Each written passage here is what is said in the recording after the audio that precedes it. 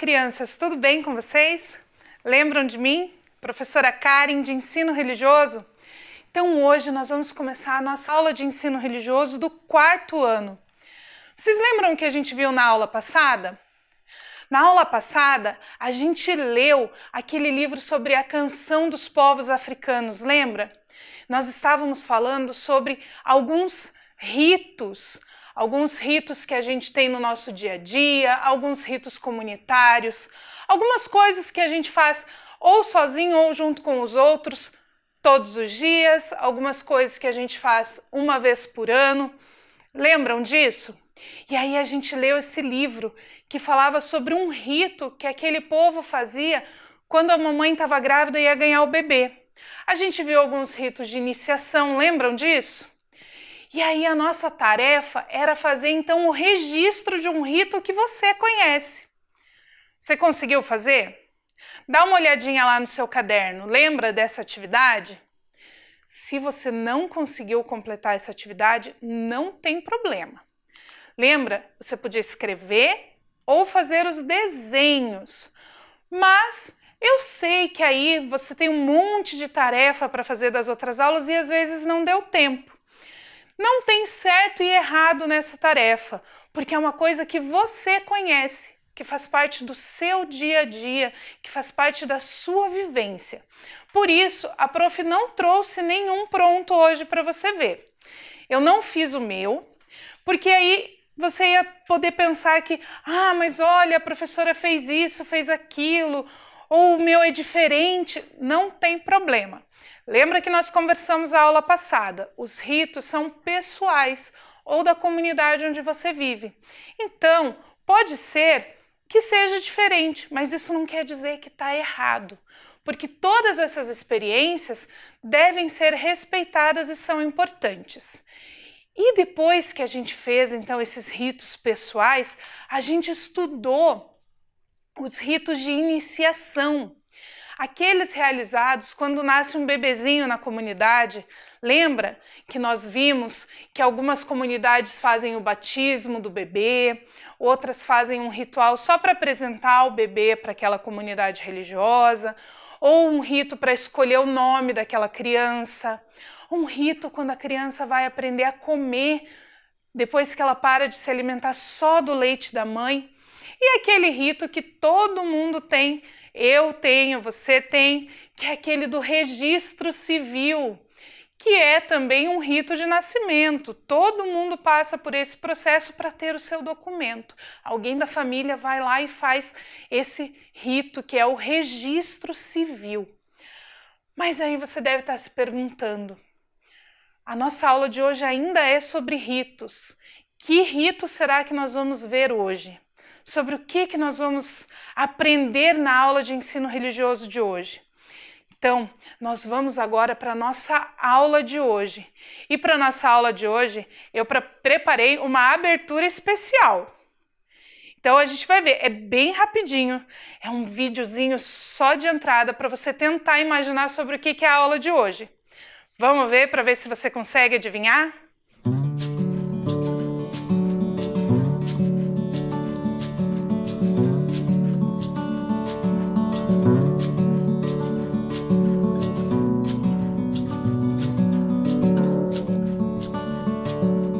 Olhando para esse vídeo, sobre o que você acha que a gente vai falar hoje? Que tipo de rito que poderia acontecer com essa entrada, com essa abertura? Esse vídeo, na verdade, ele mostra um corredor cheio de cortinas brancas. O rito que nós vamos falar hoje, ele também tem, em muitas culturas, um corredor, mas não é com cortinas brancas. É um corredor com flores. Você consegue imaginar o que é? Lembra o que quer dizer a palavra rito? Que a palavra rito é um gesto que se repete ou também uma cerimônia religiosa, uma cerimônia comunitária, um corredor cheio de flores. Eu vou deixar você pensando aí uns 2 segundos. Consegue imaginar sobre o que a gente vai falar? Enquanto você pensa, Pega lá o seu caderno, eu já trouxe o meu, lembra aquele caderno que eu mostrei para vocês, que eu tenho guardado lá desde 2017, onde eu anoto as coisas importantes.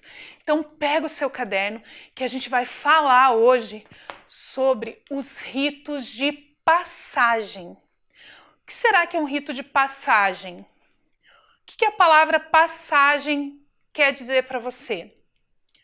Passagem pode ser muitas coisas.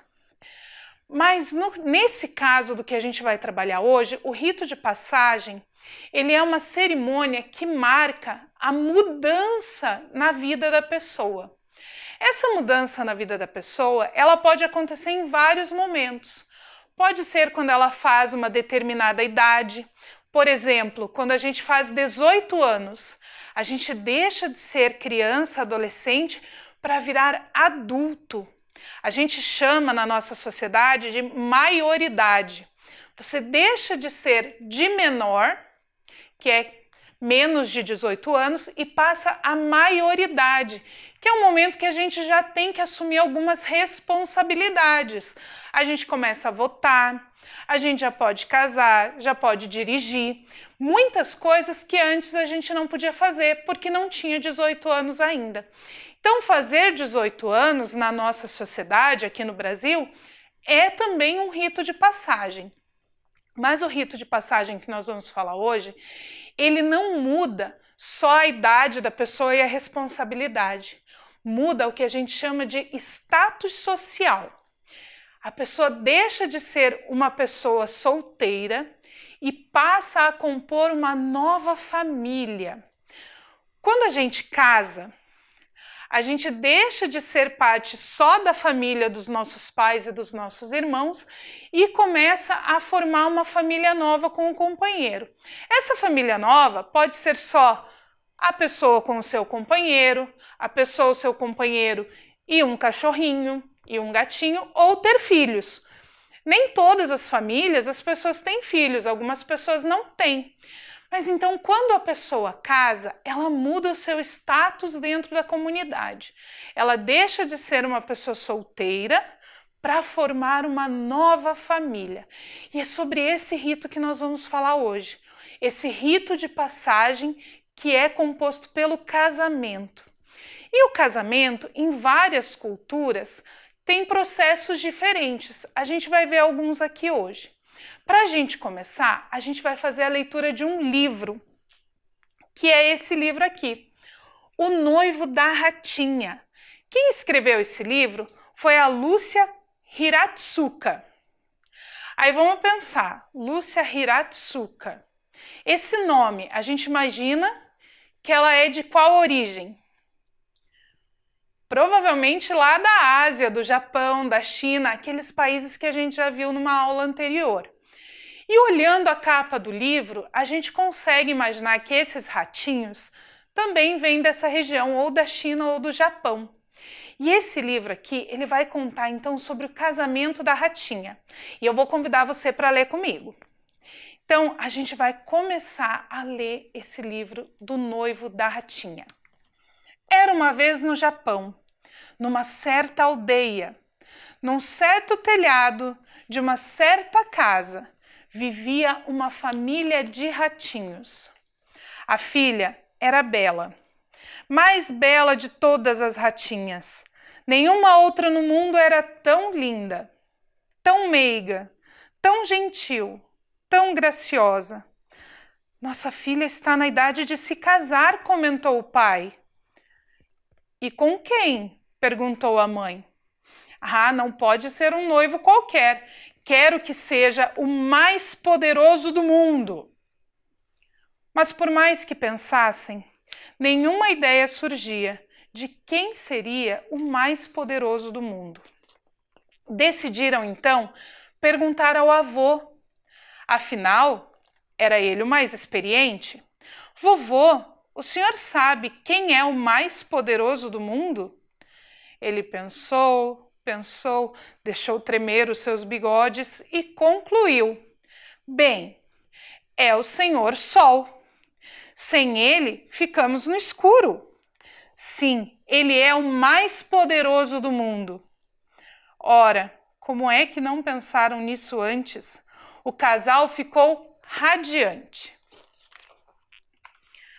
O dia chegou fresco, cheio de vida. Era um dia especial. O sol estava radiante. Seus raios se espalhavam pelos campos e montanhas, brilhavam nos orvalhos, iluminavam os galhos e folhas até os fios dos capins. Poderia haver um noivo melhor para a ratinha? Senhor Sol, o mais poderoso do mundo, nossa filha é a mais gentil ratinha. O senhor gostaria de se casar com ela? Perguntou o pai. Seria uma honra, respondeu o Sol. Mas eu não sou o mais poderoso. Não? Então quem é? Espantaram-se os ratinhos. Quando chega o senhor Nuvem e me esconde, nada posso fazer. Ele é o mais poderoso. Sim, claro, como não pensaram nisso antes? Os ratinhos se apressaram em busca do senhor Nuvem. E lá estava ele, numa gostosa soneca. O céu inteiro era uma enorme rede. Senhor Nuvem, chamou o pai. Senhor Nuvem, mais poderoso que o sol, mais poderoso do mundo, o senhor poderia se casar com a nossa filha? A mais meiga e bela ratinha? Realmente é muito bonita, porém eu não sou o mais poderoso do mundo. E quem é então?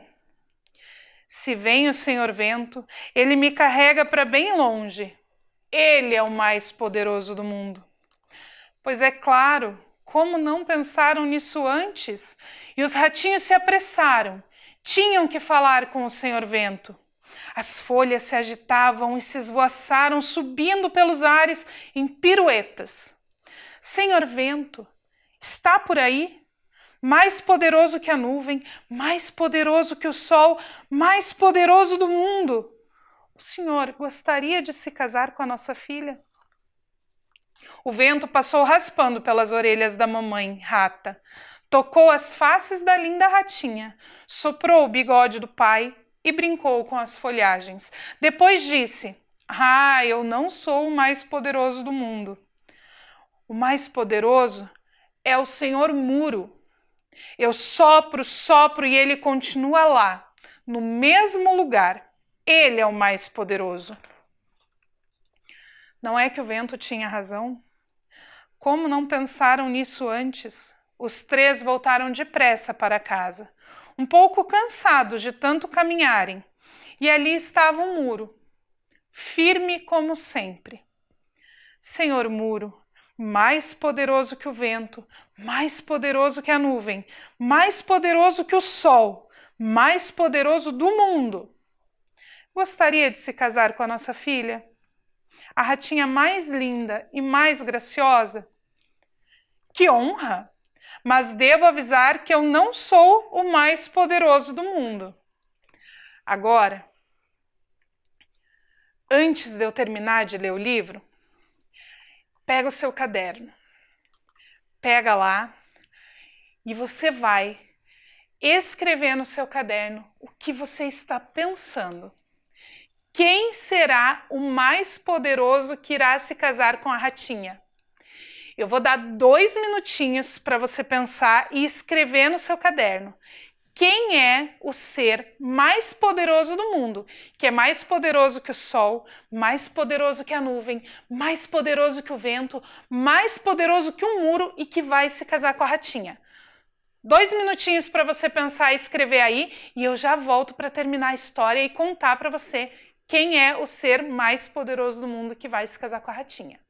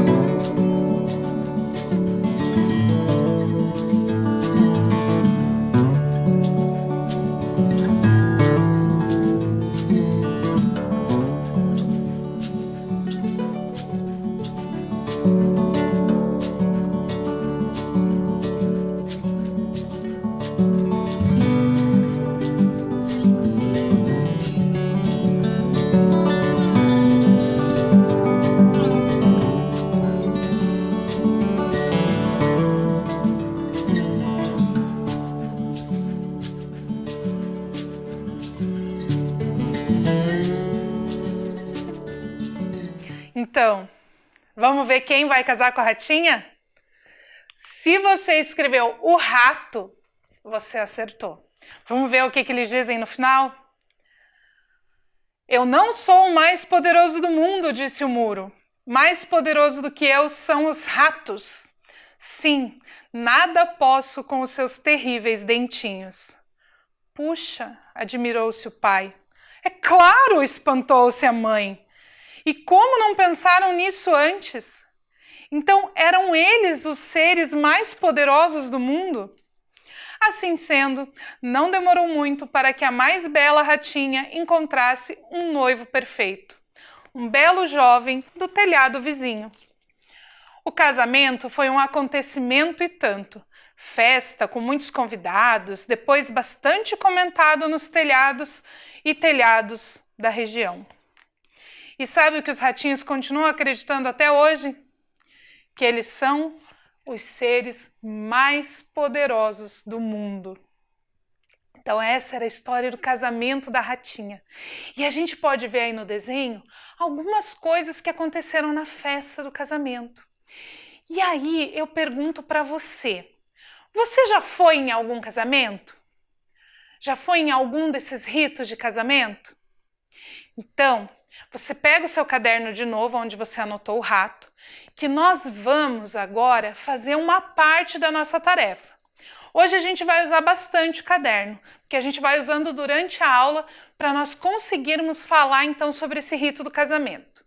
Enquanto você prepara aí o seu caderno, a gente vai ver um videozinho bem rapidinho de 10 segundos que vai mostrar um dos elementos do casamento.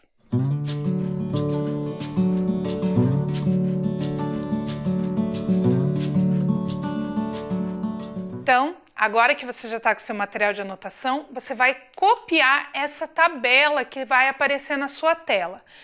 Você vai escrever lá o que tem em um casamento. São 3 coisinhas que você tem que anotar. Combinado? 3 coisas rapidinho que você lembrou que tem no casamento. Então você pode fazer a sua anotação, mas a gente pode fazer essa anotação juntos, porque a gente vai usar essa anotação no restante da aula. Então eu vou deixar para você a minha tabela para você copiar, que a gente vai usar juntos então no restante da aula. Vou deixar então essa tabela 5 minutinhos aí, para você ter tempo de copiar, que a gente vai usar ela para aprender então um pouquinho sobre o rito do casamento em diferentes culturas, combinado? Então, copia lá para a gente continuar a nossa aula de hoje.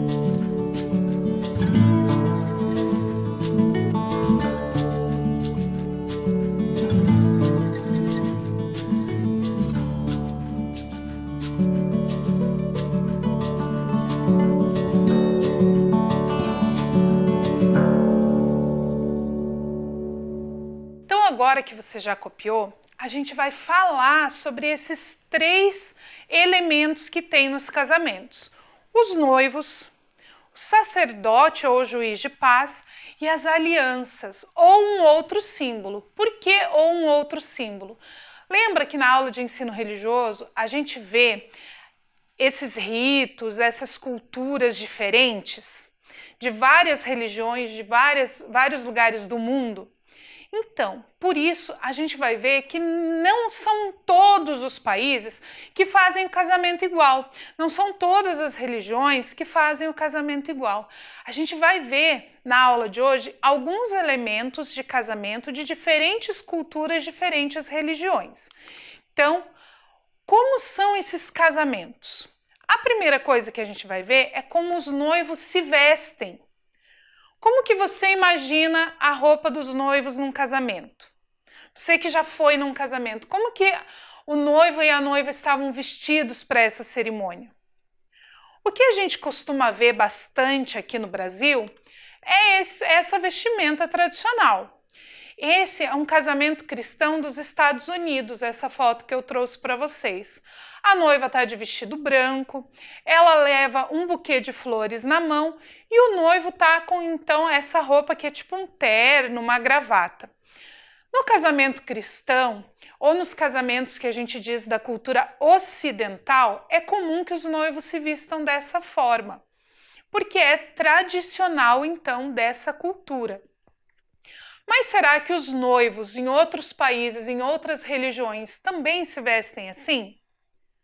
Você consegue imaginar como que é a roupa de uma noiva e de um noivo em outra cultura?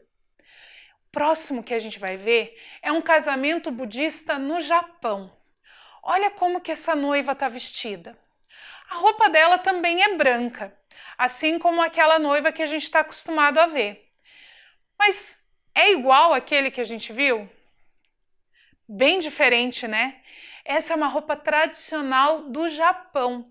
Então, os noivos, quando vão se casar dentro do templo budista lá no Japão, se vestem desse jeito. A roupa do noivo se chama kimono. Aqui a gente está acostumado a ver kimono nas aulas lá de judô, nas aulas de karatê, mas existem vários tipos de kimono. E no Japão é muito comum eles usarem essa roupa tradicionalmente, é uma roupa tradicional daquele povo. Então, quando os noivos vão fazer um casamento num templo budista lá no Japão, é assim que eles se vestem. Diferente, né? Eu achei super legal. Será que tem outra vestimenta diferente? Olha só a próxima imagem. Esse é um casamento muçulmano na Tailândia. A Tailândia também é um país que fica lá na Ásia. E olha só a roupa do noivo e da noiva. A noiva muçulmana, ela usa um véu, mas não é um véu igual das noivas ocidentais. As mulheres muçulmanas costumam usar esse véu no seu dia a dia. E aí no dia do casamento elas colocam um mais decorado, mais enfeitado, mais bonito. O casamento muçulmano, ele é um pouquinho diferente. E olha a cor da roupa dessa noiva. Essa noiva não está usando roupa branca. A roupa dela é verde. Será que todas se casam de verde? Os muçulmanos, na verdade, deixam livre a escolha da cor da roupa da noiva. Não tem uma determinação que ela tenha que se vestir com uma cor ou outra. Aqui os noivos escolheram usar a mesma cor para ficar combinandinho, mas isso também foi uma escolha deles. A gente vê que é bem diferente a vestimenta usada nesse rito por esse povo muçulmano da Tailândia. Será que só eles que são diferentes? Vou mostrar para vocês agora um outro casamento que acontece no Brasil também, mas numa outra religião, que não é o cristianismo. É o casamento umbandista. Olha como que é a roupa do noivo e da noiva. Os dois estão usando roupa branca. Você já viu um casamento onde o noivo está todo de branco também? Então, no casamento umbandista é comum os dois usarem branco. Eles usam essa faixa colorida na cintura, que é a faixa da cor do seu orixá. Então aqui a gente tem a moça usando uma faixa laranja, que representa o orixá dela, que é Yansan, e o noivo está usando uma faixa verde, que representa o orixá dele, que é Oxóssi. Eles usam também esse colar, que é a guia. Então, as guias fazem parte da indumentária dos frequentadores da Umbanda. E no casamento, eles usam assim, bem bonito, para mostrar para todo mundo, então, que são duas pessoas de orixás diferentes que estão se casando ali. E os dois usam roupa branca. Um outro casamento que acontece no Brasil é o casamento indígena. No casamento indígena, eles também usam roupas tradicionais dos seus povos. Então aqui a gente vê que eles estão vestidos da forma tradicional daquela comunidade indígena. Não tem aquele vestido branco ou aquele terno, são roupas tradicionais daquele povo. Um outro casamento que a gente vai ver não é aqui no Brasil, ele acontece lá na Índia, que é o casamento hindu. Olha a roupa dessa noiva, muito colorida, muito cheia de ornamentos, e o noivo também. O noivo também se prepara muito para esse casamento. Ele usa ali um turbante vermelho, um monte de adereços, todo decorado. O casamento hindu, ele não acontece só na Índia, mas essa imagem que eu trouxe para vocês é de um casamento indiano que aconteceu lá. Então, essa roupa é bem diferente. Eles cuidam muito dos ornamentos, das cores, é uma festa muito colorida. Nós vimos que os noivos são diferentes. E quem faz o casamento? Lá no casamento que você já viu, quem estava falando, quem estava fazendo a cerimônia? Quem era o sacerdote responsável? Cada casamento, em cada cultura, vai ter também um sacerdote diferente. E eu vou mostrar aqui para você alguns desses sacerdotes. A gente tem, por exemplo, no catolicismo ortodoxo, é o padre, o sacerdote que faz o casamento. E olha como que o padre se veste para fazer esse casamento. Diferente dos padres que a gente costuma ver na TV ou na igreja. Ele usa essa roupa branca, esse chapéu grande, todo decorado também. No casamento budista, quem faz o casamento é um monge ou uma monja. Existem mulheres que também são monjas dentro do budismo. E eles usam essa roupa preta com adereço amarelo, nesse tipo de budismo. Alguns budistas usam uma roupa vermelha ou laranja. O outro casamento que a gente viu era o casamento muçulmano. Quem faz o casamento dentro da cultura muçulmana é o imã. Ele que é o responsável pela mesquita. Ele pode fazer o casamento na mesquita ou na casa dos noivos, mas o imã é o responsável pela comunidade e é ele quem vai fazer o casamento. Algumas pessoas também chamam ele de sheik, mas a gente tem essas duas palavrinhas para determinar esse sacerdote, o sheik e o imã, que é o responsável por essa mesquita. No casamento da Umbanda, quem é o sacerdote responsável pela cerimônia é o pai de santo ou a mãe de santo. A gente trouxe aqui a imagem de uma mãe de santo, que é então o sacerdote ou a sacerdote que é responsável por essa cerimônia.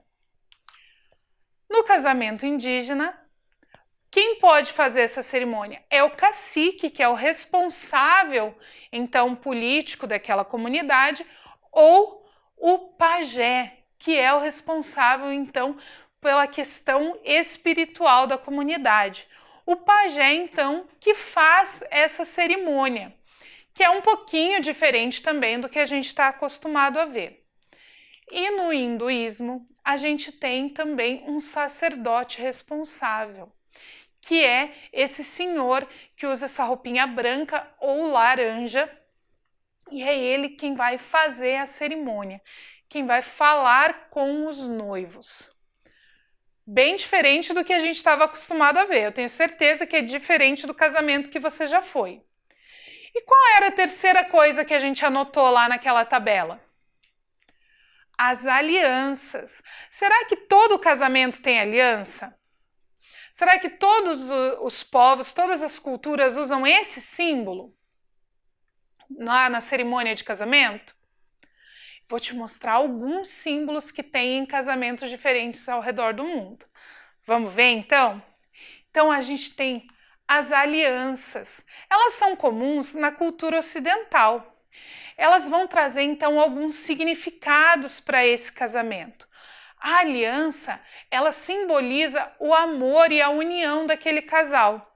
Então, as pessoas na cultura ocidental costumam usar as alianças, que é esse anel dourado aí, que às vezes tem o nome da pessoa escrita dentro. Hoje em dia as pessoas até decoram as suas alianças, né? Colocam uma pedrinha, colocam um desenho. Então, cada pessoa vai fazer a aliança da forma como ela acha mais bonita, porque é um anel que ela vai usar todos os dias, né? No budismo, a gente tem uma vela vermelha. Essa vela vermelha, ela vai simbolizar então a luz para esse casal. Ela vai trazer boa sorte para esse casamento que está iniciando. Ela vai iluminar a vida desse casal. E ela é vermelha, que é uma cor muito especial dentro daquela cultura.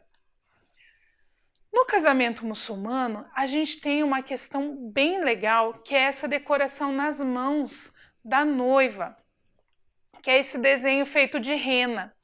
Na Índia, eles também usam bastante, no hinduísmo, eles usam bastante nas culturas orientais fazer esses desenhos de rena na mão da noiva, que é também um símbolo de boa sorte, um símbolo de bom presságio para esse casamento que está iniciando. Na Umbanda, em algumas casas, em alguns terreiros, um dos símbolos presentes no casamento é a água, que ela simboliza então a pureza desse amor, a pureza dessa união. A água, ela vem para purificar, para limpar todas as energias. E dentro da cerimônia de casamento, ela vai então simbolizar essa pureza desse relacionamento que está começando ali a formar uma família nova. No caso dos indígenas, eles usam a pintura corporal como um símbolo. Vocês viram lá na foto dos noivos que o noivo, principalmente, né, que estava sem camisa, a gente conseguia ver vários desenhos no corpo. Para cada tipo de rito, para cada cerimônia, eles vão ter então um desenho diferente.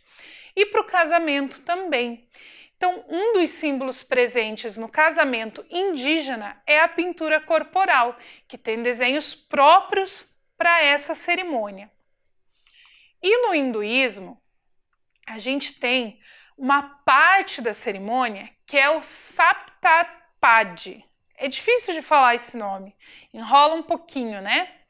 Que é uma cerimônia onde os noivos dançam em volta de uma fogueira. Isso também é parte dos casamentos do hinduísmo.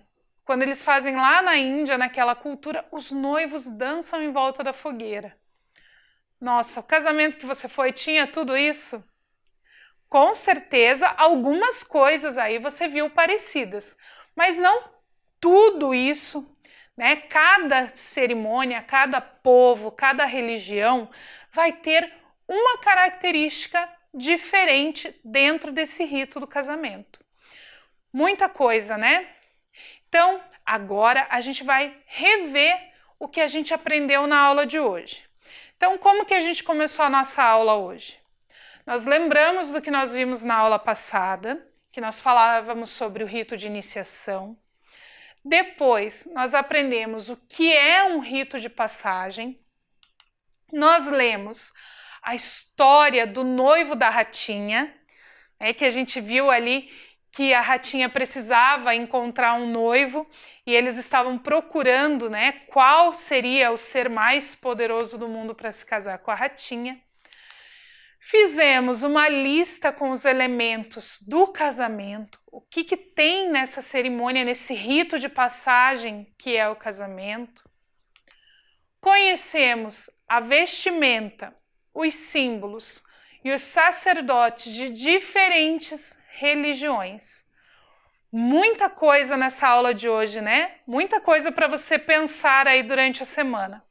Então, para a gente terminar o nosso registro da aula de hoje, pega lá então de novo o seu caderno ou a sua folha, o seu lápis ou a sua caneta, que você usa para registrar. E a atividade de hoje, como a gente já escreveu a tabela, você não vai precisar escrever. A gente vai copiar então só essa frase que a prof vai deixar na tela. Então, você vai poder usar os elementos que você aprendeu hoje ou você vai poder colocar alguma coisa que você já viu num casamento, que você gostaria de desenhar. Ou a gente tem uma outra possibilidade. A gente tem 3 possibilidades para esse desenho de hoje. Desenhar o que você aprendeu na aula, desenhar o que você já viu num casamento ou inventar um casamento diferente, que você vai pensar em como você gostaria que fosse o seu casamento. Como você gostaria de ver um casamento quando você fosse numa festa? Quais elementos você gostaria que tivesse nesse casamento que você ou foi ou que você está casando? A gente vai deixar a sua imaginação mandar nesse desenho. Você vai caprichar e fazer esse desenho de um rito de casamento, pensando aí quais elementos você gostaria que tivesse. Ou que você aprendeu hoje, ou que você já viu, ou que você vai inventar. Vai que você inventa um símbolo novo, alguma coisa que tem que usar. Eu, particularmente, gostaria de ter camisetas especiais para o casamento. Eu gosto de inventar camisetas para os eventos especiais e eu gostaria de ter uma camiseta bacana aí para usar no dia do meu casamento, com um símbolo bacana que eu ia inventar. Então, eu vou deixar você fazer o seu desenho, eu vou fazer o meu também. Prometo que eu vou fazer um desenho bem legal e na aula que vem eu trago para mostrar para vocês. E na aula que vem a gente vai aprender sobre outros ritos. Combinado? Então, faz o seu desenho, guarda com carinho, que na aula que vem a gente vem para ver o que você inventou, o que eu inventei durante essa semana. Combinado? Então a gente fica por aqui, encerrando a nossa aula, deixando aí você livre para fazer o seu desenho. Até semana que vem que a gente volta para aprender mais sobre os ritos religiosos que acontecem no mundo todo. Então fiquem bem, lembrem de lavar a mão e até a próxima!